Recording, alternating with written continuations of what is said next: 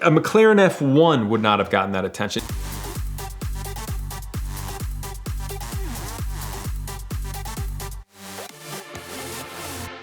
The Lycan Hypersport build, coming of course from the Fast and Furious stunt car with Genius Garage, has come a long way. That being said, it's fair to say it has been a much bigger and more difficult project than I originally anticipated. In some part due to just the unknowns that you have to come into.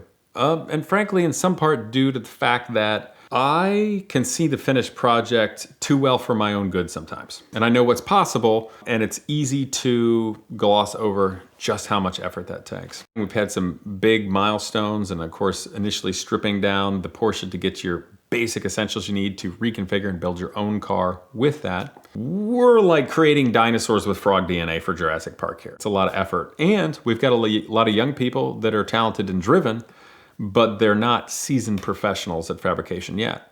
So it's me mentoring and learning as we go. And frankly, they're doing an amazing job. The car is coming out fantastic, but what an absolute incredible project.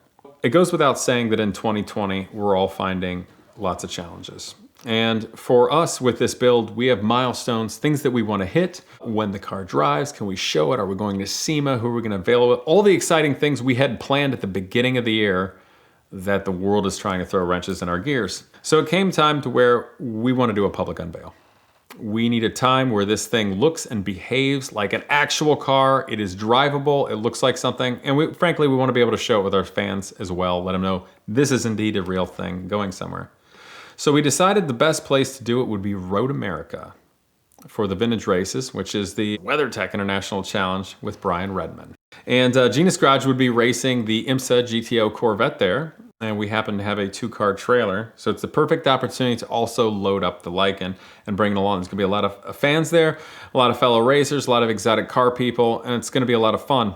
And the other thing too is when you and a bunch of people are spending loads of time building something, you've got to have rewarding goals. So by us bearing down to get the car passable, looking like a real car for people to see, and committing to it and saying people, we're going to be here, come see it, hang out, you gotta do or die. You gotta make it happen. So that's a good deadline. It puts the pressure on. It's a good growth moment for the students, of course. And we make it, and we're taking it there. The first drive happened shortly before. We loaded up. Of course, we all feel like $1 million. We've got the race car ready to go. We've got the Lycan, we show up. Oftentimes, loads of racers, they come for early test days. So the paddock fills up really quickly. And we end up kind of on the outskirts, which worked out really weirdly well because we were down at the end, kind of the entrance where everybody comes up on the hillside, and we're in the grass. And we pulled in there with the truck and trailer. I looked at it, I'm like, okay, we could put the cars on the side of the roadway here, or if we pit backwards and park the trailer the other way around with our awning and put the cars in the grass at the top where people could see them when they're coming and going. And frankly, heck, if we want to walk around on our bare feet in the grass in our paddock, we can do it. So obviously going through the paces, getting the yellow Corvette ready, it was a lot better than the year before. We ended up being very first time out, ran a second faster than our fastest time the year prior.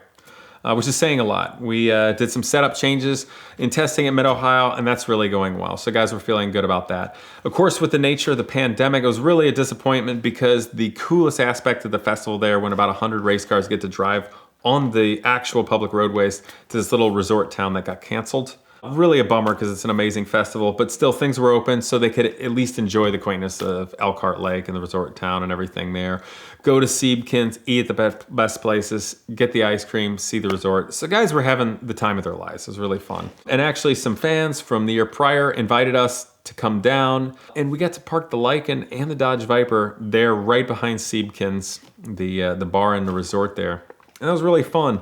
Of course, to let the guys drive the Viper, let them drive the Lycan, which is saying a lot. We're actually driving this for the first time, and it went downtown. But probably the most fun for everybody was we get our pit set up. We're all set up there before we went testing, and I'm like, okay. So I brought my Triumph Thruxton motorcycle to bop around as a pit vehicle. It's fun. I really enjoy doing that. It's kind of old school. And then so a couple of the guys jump in the Lycan, a couple of guys in the truck, and we're gonna go cruise through the paddock and the pits. And I have to tell you, the year prior, the young man who I mentored building that 6-wheeled go-kart got to come along with his dad, and my wife came along and helped out with that. And we drove my motorcycle, led by the 6-wheel go-kart, through the pits. And I thought nothing would top the amount of attention that got from this kid wearing a cowboy hat in like a Tyrrell Formula One style go-kart. Everybody, it didn't matter if they had like a Ferrari Formula One car in the paddocks and they were like the big dog in town. Everybody was checking this out. That got completely topped when the students drove the Lycan through the pits for the first time. Like, everybody stopped what they were doing. Like, I've never seen that much attention at a race from a vehicle running through. I mean, a McLaren F1 would not have gotten that attention. It didn't matter. You would have to have like Michael Schumacher gracefully recover and wear like a tutu with like a dog on a trampoline with like, it would be impossible. I've never seen that much attention have. And the guys are like freaking out. And it was so rewarding to the students because now they're at this amazing place, this amazing race venue with all these cars, Formula One cars, prototypes, Le Mans cars, and everybody is freaking out over this Lycan. They're just driving around like, yeah.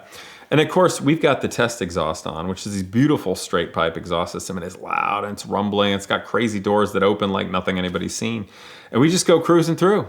And we had the best time just driving around Road America. It was insane because I wasn't ready for the amount of attention it got. We had literally waves of people coming through our paddock every day.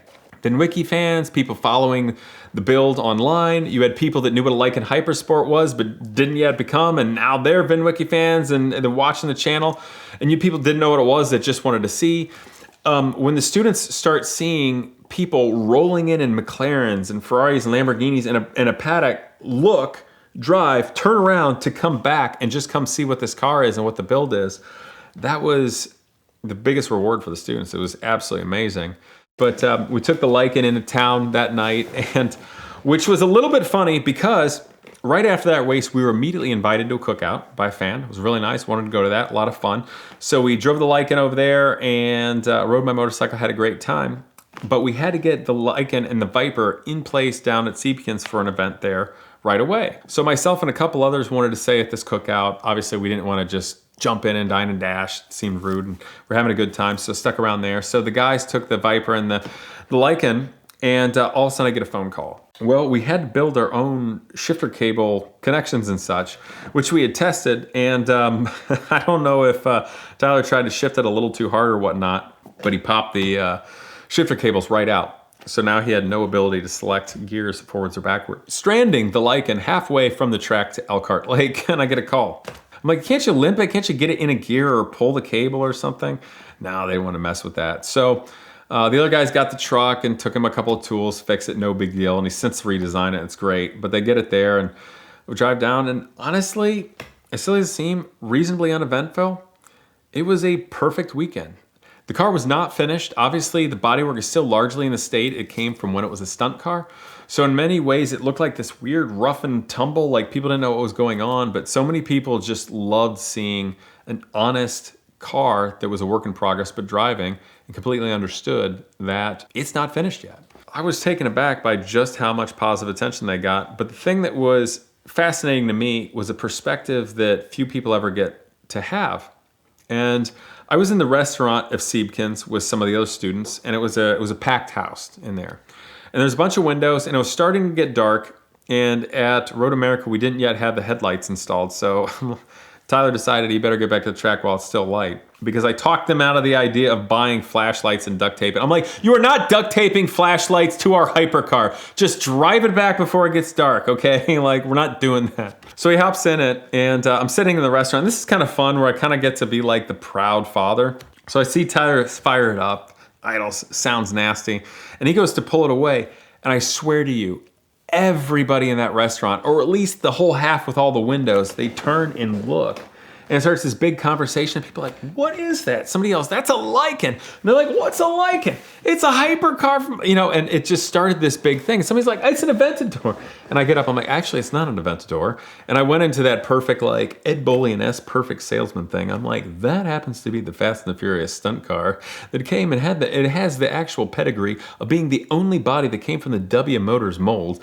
And this was built by a bunch of college students using the actual same components built. And so the whole restaurant is loving this. And it became Became a whole great moment. Honestly, it was a wonderful weekend and leading up to it, but still the ultimate test to come up. One, the car has to be finished. Two, it's got to drive at speed on a track. And the most fascinating thing about it was the people with exotic cars that started getting interested in the car and starting to ask what we're gonna do with it. Is it gonna be auctioned off? Is it gonna be sold?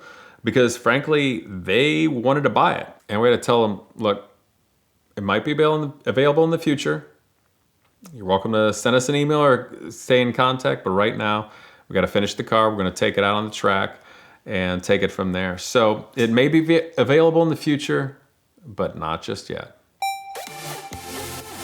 We'd like to thank Avalon King for their continued support of the VINwiki YouTube channel. From crazy projects like Casey's King Zero to shooting derelict AMG cars off of a cliff in Alaska, they're interested in a whole lot more with respect to the automotive hobby than just making our cars look great. But the ceramic coating is awesome, and you can get it for $25 off at the link in the description below. So be sure to check it out, try it on your car, let us know what you think in the comments, and let them continue to support idiots like us.